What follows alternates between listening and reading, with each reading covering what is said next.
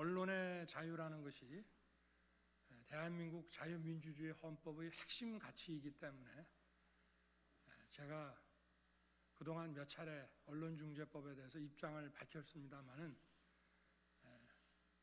국회 소통관에 와서 직접 제 입장을 밝히기로 했습니다. 시작하겠습니다. 국민 여러분, 500여 년 전 이탈리아 정치 사상가 마키아벨리는 지도자가 백성의 미움을 사면 어떤 견고한 성도 그를 지켜주지 못한다고 말했습니다. 지금 집권층이 언론중재법을 10번 개정해도 국민의 미움을 사면 스스로를 지킬 수 없습니다. 1987년 민주화 이후 언론의 자유를 제약하는 그 어떠한 시도도 없었습니다. 그런데 이른바 민주화 운동을 했다는 이 정권이 백주대낮에 이런 사악한 시도를 하는 이유가 무엇입니까?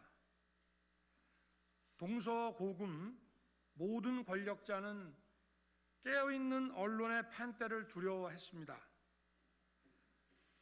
워터게이트 사건, 박종철 사건, 국정농단 사건, 조국 사건, 울산시장 부정선거 사건, 드루킹 사건, 월성 원전 사건 등 역사의 물줄기를 바꾼 사건들은 모두 작은 의혹에서 시작됐습니다.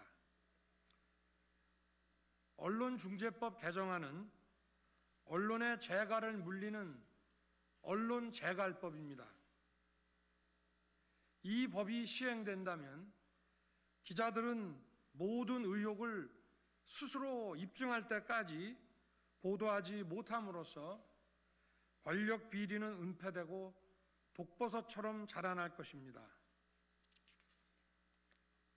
국민 여러분, 이 정권이 무리하고 급하게 이 언론재갈법을 통과시키려는 진짜 목적은 정권 말기 권력 비판 보도를 틀어막아 집권 연장을 꾀하려는 데 있습니다. 국민을 위한 것처럼 포장해서 검찰의 직접 수사를 축소시키자 정권 비리 수사가 급속도로 줄어들었습니다. 정권 말에 비리가 없어진 것이 아니라 비리 수사가 사라진 것입니다. 이 언론재갈법도 똑같습니다. 권력 비리를 들춰낸 언론사가 징벌적 손해배상으로 수십억 원을 토해내는 위험을 감수해야 하는 마당에 언론사와 기자의 취재가 위축될 것임은 불보듯 뻔합니다. 반복적 허위 보도라는 주장이 제기되면 고의 중과실이 추정됩니다. 언론사가 법적 책임을 벗어나기 위해서는 제보자가 노출되어야 합니다. 그렇다면 권력자의 은밀한 비리 제보를 누가 무서워서 하겠습니까? 권력자나 사회 유력 인사가 마음에 들지 않는 기사를 사전에 차단할 길까지 열렸습니다. 군사정부 시절의 정보부 보안사의 사전 검열이나 마찬가지입니다. 국민들께서 아시다시피 이상직 의원이 이 법을 앞장서 발의한 것은 결코 우연이 아닙니다. 권력의 부패를 은폐하려는 이 법의 목적을 상징적으로 보여줍니다. 국민 여러분, 이 언론재갈법에 대해서 모처럼 국론 통일에 일치된 모습을 볼 수 있습니다. 진영을 가리지 않고 국내 언론계와 학계, 법조계가 모두 이 법을 반대하고 있습니다. 그리고 세계신문협회, 국제언론인협회, 국제기자연맹, 서울 외신기자클럽이 한국 정부를 규탄하고 있습니다. 국민의 삶에 영향을 미치는 법안은 충분한 수기를 거쳐야 하고 법안에 수반하는 부작용도 대비해야 합니다. 그럼에도 불구하고 여권은 민주주의의 근간을 흔드는 법안을 또다시 단독 처리하려고 합니다. 국회 안건조정위는 3대3 동수의 원칙을 깨고 사실상 여당인 열린민주당 김의겸 의원을 야당 관계자로 둔갑시켜 하루 만에 법안을 통과시켰습니다. 속아 웃을 일입니다.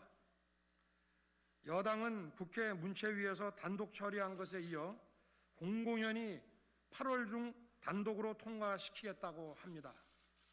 반드시 막아내야 합니다. 본 법안은 그 내용과 절차에 중대한 하자가 있고 그 피해는 권력 비리에 대해 알 권리가 있는 국민에게 돌아갈 것입니다. 국민 여러분, 문재인 대통령은 최근 기자협회 창립 47주년 기념 메시지에서 언론의 자유는 민주주의의 기둥이다. 누구도 언론의 자유를 흔들어서는 안 된다고 말했습니다. 그런데 그 이틀 후 집권당은 언론의 자유를 옥죄는 이 법안을 일방적으로 통과시키고자 합니다. 저는 국민을 대신해서 대통령께 묻습니다. 대통령의 진심은 무엇입니까?